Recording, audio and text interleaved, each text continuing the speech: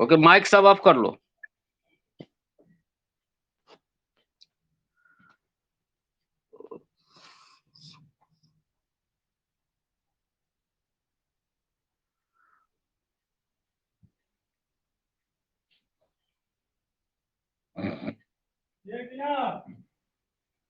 मंगल बुध।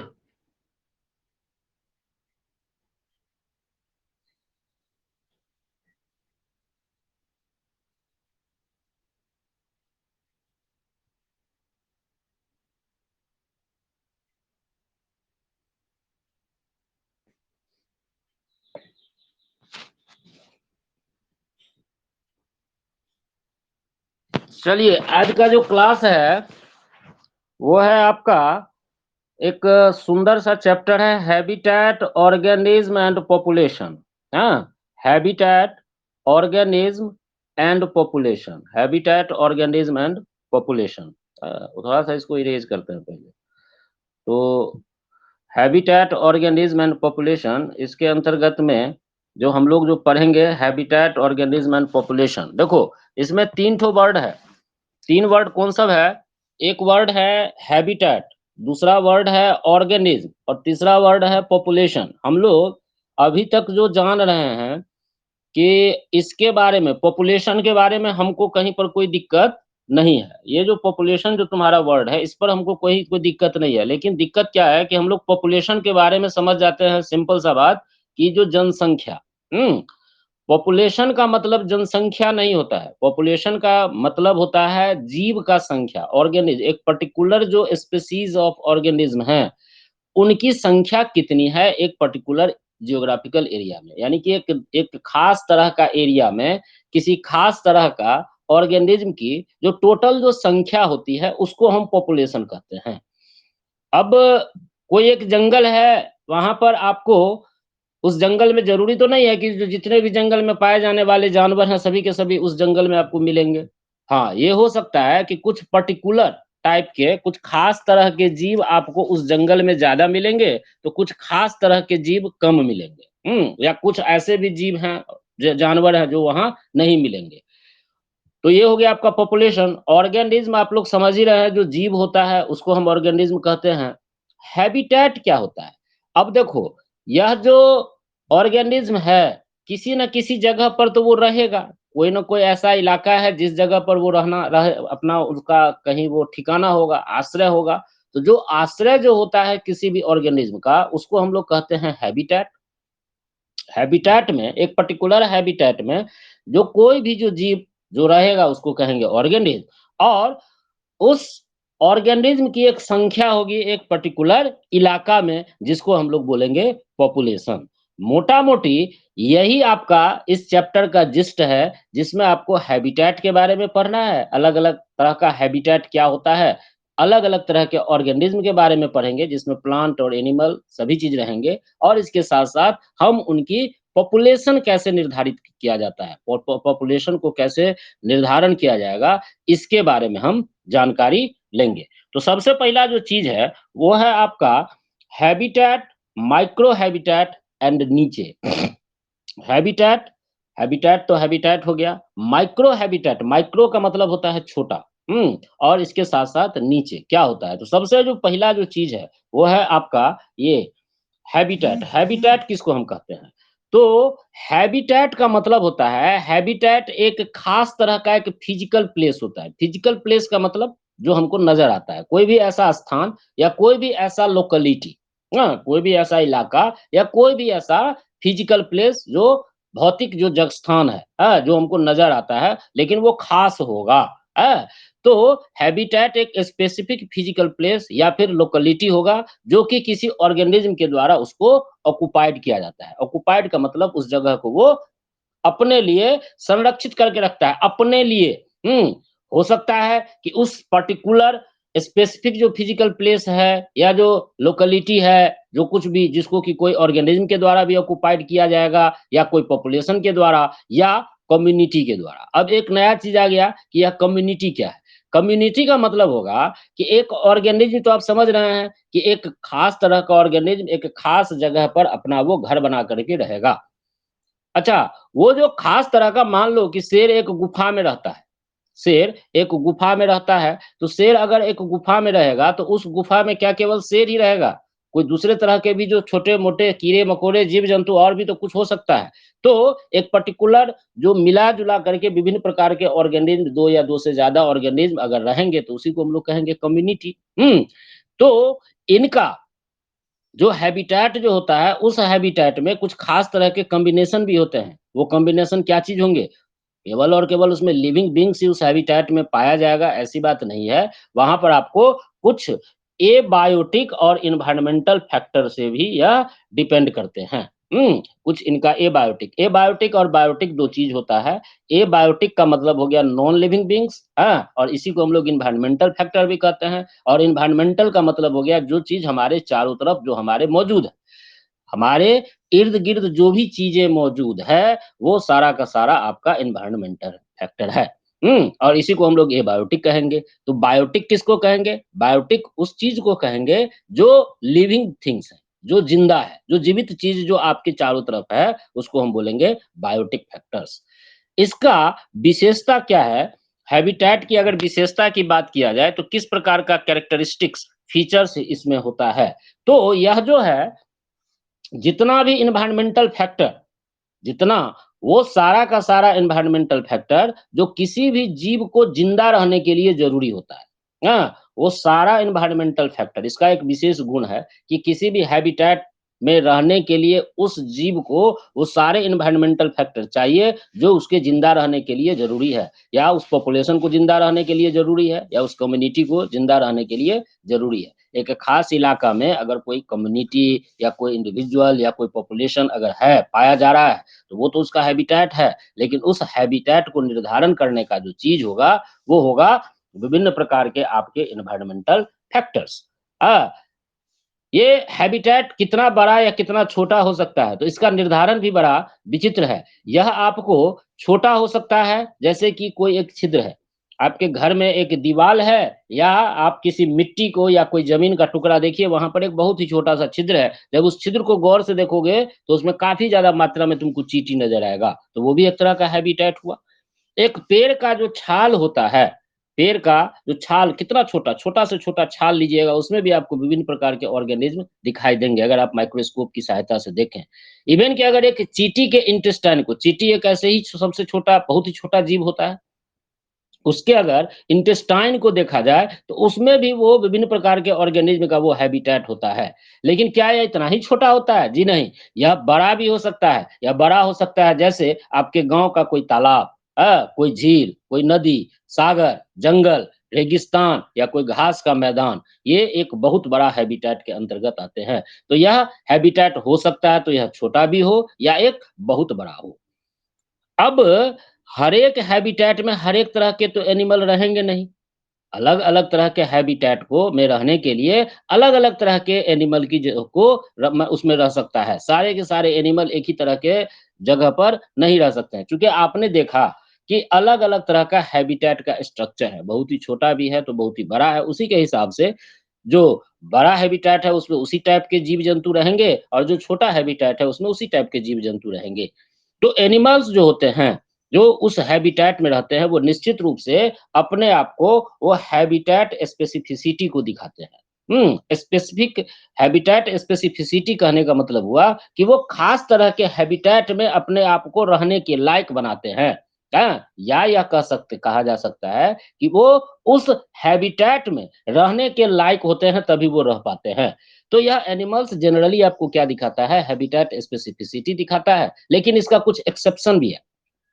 यानी कि हर एक स्पेसिफिक हैबिटेट स्पेसिफिक एनिमल के लिए होता है। सारा का सारा हैबिटेट में सारे के सारे एनिमल रह जाएँगे, ऐसी बात नहीं है। लेकिन बायोलॉजी जो सब्जेक्ट है, वो कहा जाता है it is the science of exception, यानी कि अपवादों का विज्ञान है। इसमें कुछ अपवाद भी आते हैं जो कि नहीं होता है। जैसे हिल्सा हिल्सा, ये एक हम लोगों के यहाँ पाया जाने वाला मछली है, हिल्सा इसको कह सकते हैं। कहोगे कि सर जी 2 बार काहे नाम लिखा हुआ है? ये बुआ हिल्सा हिल्सा जो है ये गलत नहीं लिखा हुआ है, it is the biological name. It is the biological name of hilsa. तो हिल्सा हिल्सा जो कि इंडियन सैड है, सैड का मतलब होता है जो पानी में रहने वाली जो मछली या मछली की जो वैरायटी है उसी को सैड कहा जाता है। तो यह एक भारतीय मछली है, इंडियन मछली है। और यह मछली की एक विचित्र बात क्या है कि देखो हम लोग तो यह चीज़ सुने थे ना कि जो समुद्र में जो पान मछली जो पाया जाता है उसको अगर फ्रेश वाटर में रखेंगे तो मर जाएगा। लेकिन जो फ्रेश वाटर में जो मछली है उसको अगर हम समुद्री पानी में रखेंगे तो मर जाएगा। लेकिन यह एक बड़ा विचित्र मछली है, हिल्सा हिल्सा, जो दोनों तरह के पानी में यानी कि फ्रेश वाटर और इसके साथ-साथ सी वाटर दोनों जगह पर यह अपने आप को सर्वाइव कर सकता है। इसके साथ-साथ जो एक और कैरेक्टरिस्टिक होता है हैबिटेट का कि यह एंटायर कम्युनिटी के द्वारा भी ऑक्युपाइड किया जा सकता है। यानी कि इसमें 2 से अधिक ज़्यादा जीव भी रह सकते हैं। जैसे आप अगर एक तालाब को लेंगे, तो तालाब में आप क्या देखेंगे कि इसमें अलग-अलग स्पीशीज़ का विभिन्न प्रकार के जीव-जंतु उस तालाब में मौजूद हैं। बड़ी मछली भी मौजूद है, तो छोटी मछली भी मौजूद है, मेढक भी मौजूद है, विभिन्न प्रकार के पेड़-पौधे भी मौजूद हैं, छोटे-मोटे कीड़े भी मौजूद रहेंगे। तो अलग-अलग विभिन्न प्रकार के इंडिविजुअल अलग-अलग स्पीशीज के रहेंगे, लेकिन रहते तो हैं, रहते हुए या क्या करते हैं, आपस में कोहैबिटेशन यानी कि एक ही जगह, एक ही हैबिटेट का यूज़ करते हुए वो साथ-साथ रहते हैं। यानी कि एक पर्टिकुलर हैबिटेट में अगर विभिन्न प्रकार के इंडिविजुअल, बहुत सारे स्पीशीज अगर एक साथ रहते हों, तो उसको ही हम कहेंगे कोहैबिटेशन। देन इसका रीज़न क्या है? अलग-अलग हैबिटेट का कारण क्या है? अलग-अलग habitat reason for different habitat. तो अलग-अलग जो हैबिटेट जो होते हैं उसके कुछ कारण हैं। क्यों ऐसा चीज़ है?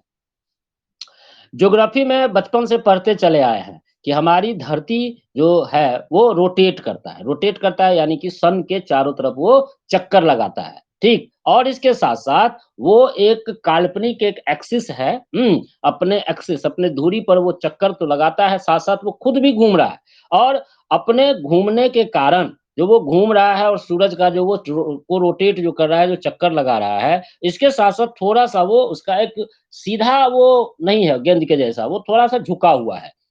तो इसका जो एक तरफ जो विशेष तरफ जो झुकाव है, इसके कारण ही आपको अलग-अलग तरह के हमको एनुअल वेरिएशन यानी कि जो वार्षिक रूप से जो अंतर, वर्ष भर में जो अंतर जो हम लोग देखते रहते हैं, वो वर्ष भर में अंतर किस चीज़ का होता है? चूँकि धरती के एक तरफ झुकाव के कारण सन का जो लाइट है, सनलाइट वो उसका प्रभाव भी अलग-अलग समय में अलग-अलग तरह के हमारे धरती पर पड़ता है। यानी कि धरती के एक विशिष्ट भागों में, जैसे अभी का समय है, धीरे-धीरे हम लोग देख रहे हैं कि गर्मी का मौसम है, फिर देखेंगे कुछ समय के बाद में ठंडा आ जाएगा, तो यह सब क्यों हो रहा है? यह सब बेसिकली हो रहा है धरती के घूमने के कारण और इसके साथ-साथ वो रोटेशन और रिवोल्यूशन जो 2 प्रकार का जो चीज़ जो अर्थ करती है, उसके कारण यह एनुअल वेरिएशन होता है, किसमें? कि इंटेंसिटी और ड्यूरेशन ऑफ टेम्परेचर यानी कि तापमान में कमी या बढ़ोतरी, इसके साथ-साथ टेम्परेचर का ड्यूरेशन, ज़्यादा देर लंबा टेम्परेचर रहेगा, एक जैसा या टेम्परेचर बदलता रहेगा। और इसी टेम्परेचर के इंटेंसिटी और ड्यूरेशन में बदलाव के कारण ही हम लोगों को एक डिस्टिंक्ट सीज़न यानी कि खास-खास तरह की ऋतुएँ भी दिखाई पड़ता है।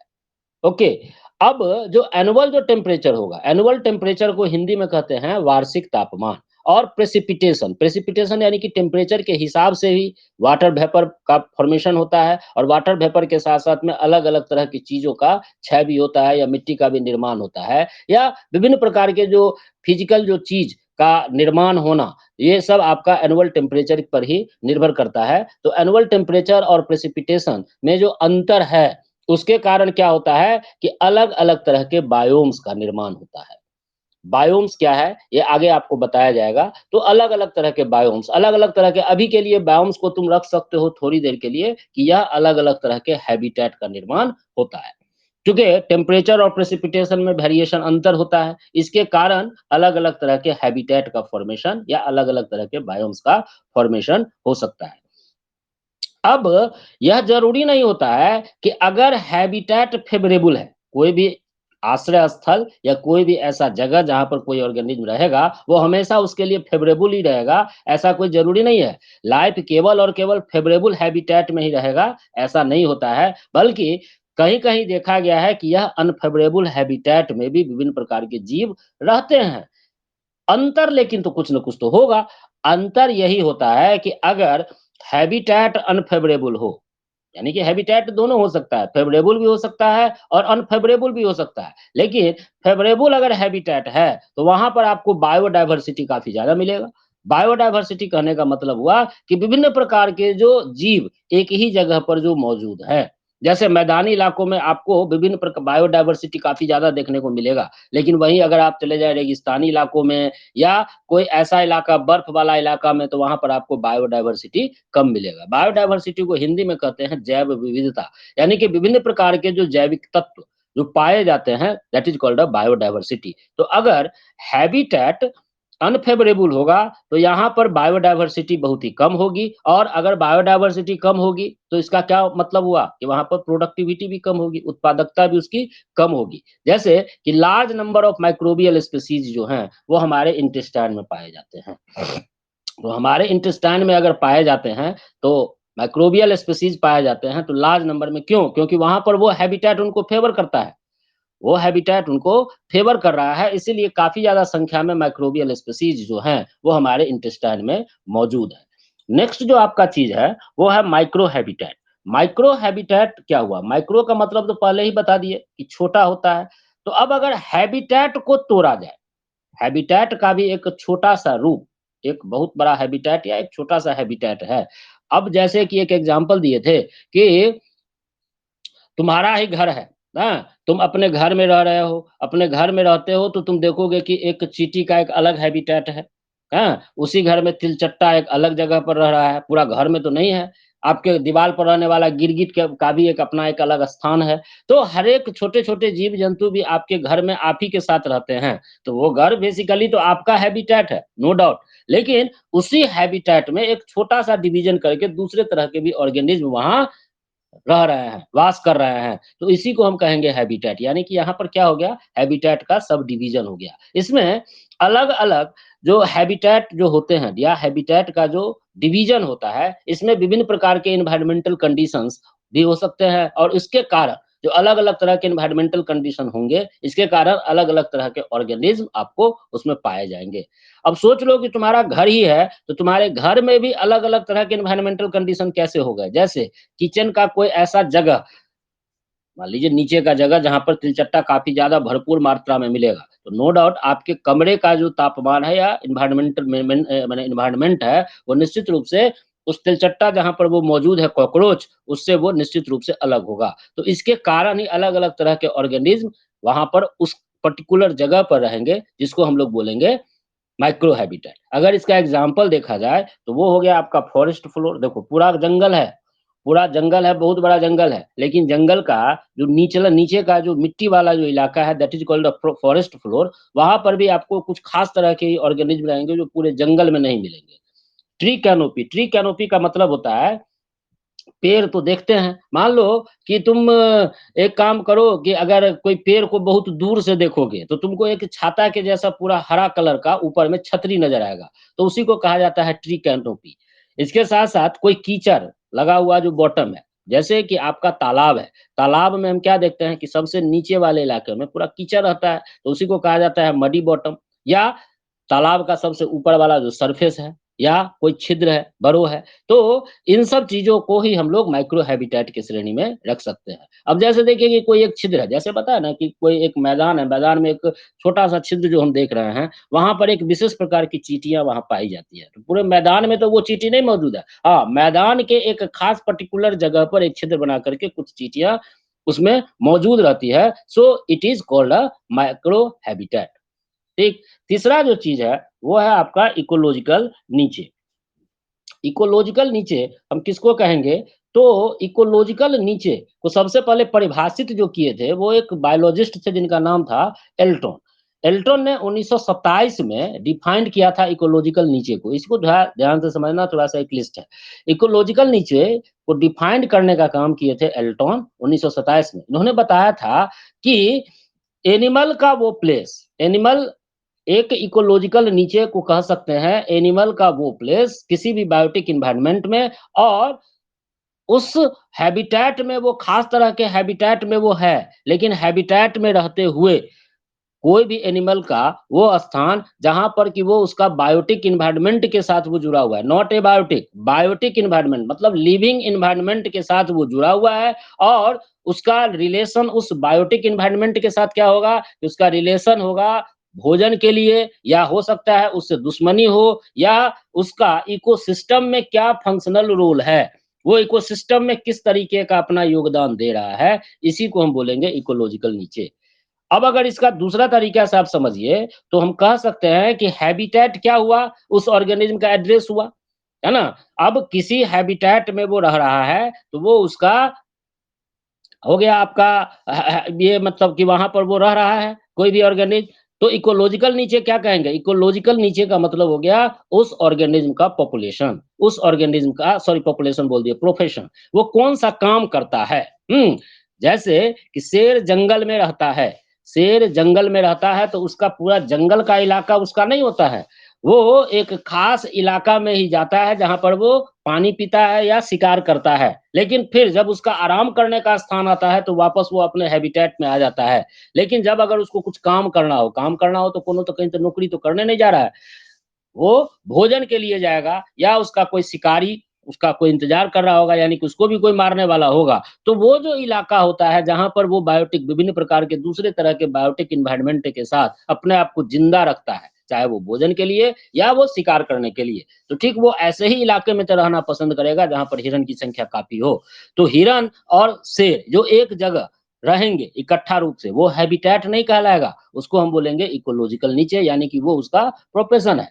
लेकिन जब हिरन को कहीं रहना होता है, हिरन भी एक सुरक्षित स्थान पर निश्चित रूप से रहेगी आराम करने के लिए और वो जो स्थान जहाँ पर वो आराम करने के लिए रहेगी, वो हो गया उसका हैबिटेट। लेकिन उसको भी पानी पीने घास खाने, चरने के लिए कहीं न कहीं तो आना पड़ेगा और वही इलाका शेर का भी होगा। क्यों? तो हिरन को भी वहीं भोजन मिलेगा और शेर को भी वहीं भोजन मिलेगा। तो वो इलाका कहलाएगा इकोलॉजिकल नीचे। इसलिए कहा गया है कि हैबिटेट को अगर हम एड्रेस कहेंगे किसी भी ऑर्गेनिज़्म का, तो इकोलॉजिकल नीचे जो होता है, वो आपको प्रोफेशन कहलाता है किसी भी ऑर्गेनिज़्म का। प्रोफेशन का मतलब होता है कि कौन-सा काम वो करता है। तो इस कारण से इसको कहा गया है way of life. Way of life means जीने का तरीका। इसके बाद इसके कारक कौन से हैं? एस्पेक्ट क्या सब हैं? क्या सब चीज़ ज़रूरी होता है इकोलॉजिकल नीचे के लिए? तो इकोलॉजिकल नीचे की अगर हम बात करें कि कौन-कौन सा एस्पेक्ट्स है, तो इसमें 3 एस्पेक्ट्स जनरली देखा गया है। पहला है स्पेशियल या हैबिटेट नीचे, स्पेशियल या हैबिटेट नीचे। इसका मतलब क्या हुआ कि जो कोई भी ऑर्गेनिज्म है, किसी न किसी खास फिजिकल स्पेस को जो ऑक्युपाइड करता है, यानी कि एक खास इलाका, जिस पर कि वो उसका आधिपत्य वो रहता है किसी भी ऑर्गेनिज्म का, ये हो सकता है 2 या 2 से ज़्यादा ऑर्गेनिज्म का भी रहेगा। तो यह डिनोट करता है किसी भी ऑर्गेनिज्म का एक एक्चुअल फिजिकल स्पेस को, इसी को हम बोलेंगे स्पेशियल या फिर हैबिटेट नीचे। दूसरा होता है ट्रॉफिक नीचे, ये डिनोट करता है कि इकोसिस्टम में किसी भी ऑर्गेनिज्म का फंक्शनल पोजीशन क्या है, वो किस प्रकार का वो काम कर रहा है, यानी कि कंज्यूमर है या प्रोड्यूसर है या डिकम्पोज़र है, that is called a functional position. उसका स्थान क्या है इकोसिस्टम में? इकोसिस्टम में इस तरह के विभिन्न प्रकार के ऑर्गेनिज्म होते हैं जिनका अपना कुछ न कुछ काम होता है। जैसे इकोसिस्टम में ही आप देखिएगा कि किसी भी इकोलॉजिकल ज़ोन में प्लांट भी पाए जाएँगे, कुछ एनिमल भी पाए जाएँगे, कुछ माइक्रोब्स भी पाए जाएँगे। तो प्लांट हो गया तो वो हो जाएगा क्या हो जाएगा तुम्हारा प्रोड्यूसर की भूमिका में रहेगा तो वो उसका फंक्शनल पोजीशन हो गया। कुछ ऐसे जीव-जंतु हैं जो डायरेक्ट उस प्लांट को खाएँगे तो वो प्राइमरी कंज्यूमर के श्रेणी में आ जाएँगे, तो उनका फंक्शनल पोजीशन हो गया प्राइमरी कंज्यूमर का। कुछ ऐसे भी जानवर होंगे जो उस घास-पात क माने पेड़-पौधे को खाने वाले जीव-जंतु को का शिकार करके खाएँगे, तो वो सेकेंडरी कंज्यूमर में आएँगे। कुछ ऐसे भी जीव-जंतु हैं जो उस सेकेंडरी कंज्यूमर को खाएँगे तो वो टर्शियरी कंज्यूमर में आ जाएँगे। तो किसी भी ऑर्गेनिज्म का इकोसिस्टम में जो उसका फंक्शनल पोजीशन होता है, उसी को हम लोग बोलते हैं ट्रॉफिक नीचे। देन तीसरा है आपका ट्रॉफिक नीचे हो गया, तीसरा है हाइपर वॉल्यूम नीचे। हाइपर वॉल्यूम, हाइपर का मतलब ज़्यादा, तो यह आपको बताता है कि एनवायरनमेंटल ग्रेडिएंट एक विशेष प्रकार का जो एनवायरनमेंटल ग्रेडिएंट अगर हम एनवायरनमेंट को देखें, तो अलग-अलग तरह का एनवायरनमेंट है। तो वो हमारे ऊपर या किसी भी ऑर्गेनिज्म के ऊपर किस तरह से प्रभावित करता है उस ऑर्गेनिज्म को। तो उसका अगर कोई बहुत ज़्यादा प्रभावित करेगा तो उसका ग्रेडिएंट ज़्यादा होगा। और कोई बहुत हल्का फुल्का प्रभावित करेगा कोई भी ऐसा एनवायरमेंटल फैक्टर, तो वो उसका उसका ग्रेडियंट थोड़ा सा कम होगा। ग्रेडियंट का मतलब होता है ढलान, है ना? तो ये जो इन्वायरमेंटल ग्रेडियंट है किसी भी ऑर्गेनिज्म का, ये उसके पोजीशन को बताता है कि इस इन्वायरमेंट में उसका स्थान किस प्रकार का है। देन इसको एक एग्जांपल से समझिए कि ओ'नील ने 1967 में अलग 7 अलग-अलग तरह के स्पीशीज, मिलीपेड्स का मतलब हुआ कि एक छोटा-सा आपका ये क्या कहते हैं कि डिकम्पोज़र है या माइक्रोब्स है, तो इसको मिलीपेडीज़ कहते हैं। एक फॉरेस्ट फ्लोर में एक जंगल था, जंगल में एक पेड़ था ओक का, ओक का पेड़ यानी कि जिसको मैपल ओक का पेड़ कहते हैं, उस मैपल ओक के पेड़ के तलहटी में उन्होंने 7 अलग-अलग तरह के मिलीपेडीज स्पीशीज को देखा, रिपोर्ट किया। और ये जो 7 जो अलग-अलग तरह के जो आपके जो स्पीशीज थे, ये 7 डिफरेंट टाइप के जो स्पीशीज, ये अलग-अलग तरह के स्पीशीज, ये आपको एक ही तरह के हैबिटेट में मौजूद थे। कौन-सा हैबिटेट था? वही ओक के पेड़ का तलहटी यानी कि फॉरेस्ट फ्लोर पर वो मौजूद थे। और एक ही तरह के ट्रॉपिक लेवल से वो बिलॉन्ग करते थे। तो ट्रॉपिक लेवल मतलब फंक्शनल पोज़ीशन क्या था? तो अभी जस्ट बताया ना कि ट्रॉपिकल लेवल जो होता है उसमें कंज्यूमर होता है, प्रोड्यूसर होता है, तो सबसे पहले प्रोड्यूसर होता है, तब कंज्यूमर होता है, तब डिकम्पोज़र होता है। तो यानी कि इनका जो ट्रॉपिक लेवल था वो एक ही जैसा था। मतलब क्या काम करते थे? तो उस पेड़ से गिरने वाले जो कुछ भी पत्ता है या उस जगह पर मौजूद जो कुछ भी ऐसा चीज़ जो कि एक तरह का कचरा है, लीटर का मतलब होता है कचरा। तो जो कुछ भी लीटर था वो सारे के सारे को वो डिकम्पोज़ करते थे। यानी कि उसको सड़ाने का काम ये सारे सातों जो स्पीशीज़ थे वो करते थे। तो इसमें क्या स्पेसिफिक चीज़ क्या है? तो ओ'नील ने रिपोर्ट किया कि यह सही था कि ये सातों के सातों स्पीशीज़ जो थे, वो एक ही तरह के जनरल हैबिटेट को ऑक्युपाई करते थे। लेकिन जब इनके भोजन की बात थी, तो ये अलग-अलग डिकम्पोज़िंग उस कचरे में भी कचरा का जो लेयर था, उस कचरे के अलग-अलग लेयर को जाकर के वो डिकम्पोज़ करते थे और इस प्रकार से वो उस हैबिटेट में रहते हुए भी अलग-अलग तरह के माइक्रो हैबिटेट में रहते थे। तो इसका क्या मतलब हो गया कि इनका अलग स्पेशियल नीचे हो गया। अलग स्पेशियल नीचे मतलब कि उनका वो फिजिकल स्पेस जो ऑर्गेनिज्म के द्वारा ऑक्युपाई वो उस कचरा में ही मौजूद था, लेकिन कचरा के अलग-अलग लेयर पर मौजूद था, तो फिजिकल स्पेस बदल गया। इस कारण से इसको कहा गया स्पेशियल और हैबिटेट नीचे को यह दिखाता है। इकोलॉजिकल नीचे का अगर महत्व की हम लोग बात करें, तो इकोलॉजिकल नीचे सबसे पहले क्या होता है कि जो अगर 2 तरह के ऑर्गेनिज़्म अगर एक ही जगह पर मौजूद हैं, तो उनको उनमें भोजन को लेकर के काफ़ी ज़्यादा कॉम्पिटिशन होता है। सभी जीव ज़्यादा से ज़्यादा खाना चाहेगा या सभी जीव भोजन के लिए ही निर्भर रहते हैं। तो अगर लगातार कॉम्पिटिशन होता रहे तो निश्चित रूप से दोनों में स दोनों के दोनों ऑर्गेनिज़्म को इसका नुकसान हो सकता है। तो इकोलॉजिकल नीचे जो है सो मदद करता है कि कंटीन्यूअस जो इंटेंस कॉम्पिटिशन जो हो रहा है, जो कॉम्पिटिशन जो हो रहा है आपस में जीवों का, उसको वो रहने का जो स्थान पर जो विभिन्न प्रकार के जो कॉम्पिटिशन हैं, अलग-अलग तरह के, उस कॉम्पिटिशन को यह रिड्यूस करता है, कम करता है या अवॉइड करता है। इसके साथ-साथ ये मदद करता है विभिन्न प्रकार के स्पीशीज़ को डाइवर्सिफ़िकेशन में। डाइवर्सिफ़िकेशन मतलब एक स्पीशीज़ से दूसरे तरह का जो स्पीशीज़ का जो फ़ॉर्मेशन होगा, तो निश्चित रूप से यहाँ पर कॉम्पिटिशन अगर कम होगा, तो अलग तरह के रिसोर्सेज़ को वो अगर डेवलप करेंगे, तो वो एक अलग तरह के स्पीशीज़ का फ़ॉर्मेशन हो जाएगा। जैसे कि आपको जानकर शायद आश्चर्य लगे कि शेर के बारे में हम लोग जानते हैं कि शेर हिरन खाता है या दूसरे तरह के जानवर को खाता है। लेकिन शायद तुम लोग नहीं सुने होंगे कि शेर कभी मछली भी खाता है। लेकिन जो रॉयल बंगाल टाइगर है, जो आपको रहता है सुंदरबन के डेल्टा में, वहाँ पर उसका मेन जो प्रे है, मेन जो शिकार है वो नहीं मौजूद है। हिरन वहाँ पर नहीं मौजूद है, तो क्या वो मर गया? नहीं। वहाँ पर एक नए तरह के सब स्पीशीज़ ऑफ टाइगर का डेवलपमेंट हो गया और वो नए तरह के सब स्पीशीज़ ऑफ टाइगर क्या है? तो वो आपको मछली खाते हैं। गंगा नदी है, वहाँ से बे ऑफ बंगाल है, तो खूब मछली उपलब्ध है, तो वो मछली का शिकार करता है। तो एक तरह से क्या हो गया कि यह मदद करता है जो इकोलॉजिकल नीचे है, ये एक स्पीशीज़ को सब स्पीशीज़ में डेवलप होने में मदद करता है। इसी से रिलेटेड कुछ क्वेश्चन है, वो क्वेश्चन आप लोगों को मंडे को मिलेगा, मंडे को इस क्वेश्चन को हम लोग डिस्कशन कर लेंगे। That's is all about your chapter. ठीक है, कम टू द पॉइंट आते हैं। ओके, बोलो भाई, कोई दिक्कत है?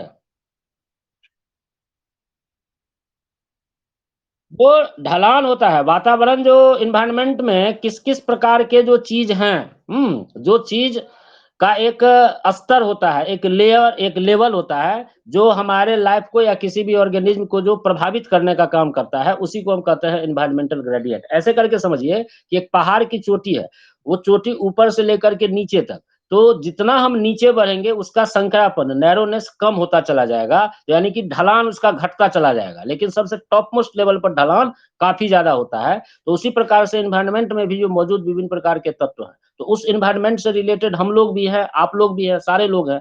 तो यह जो चीज़ है, इसमें किसी को क्या चीज़ प्रभावित करेगा, कोई चीज़ ज़्यादा प्रभावित करता है, वही चीज़ हम लोगों को बहुत ज़्यादा इफ़ेक्टिव नहीं करता है। तो उसी को बोला जाता है एनवायरनमेंटल ग्रेडिएंट। और कुछ? और किसी को कोई प्रॉब्लम है?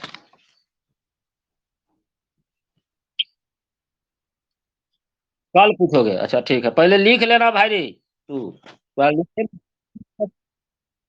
लिखे में कष्ट होई छो। अरे अभिनव, ये कभी-कभी तू लेट काहे कर देता है आने में?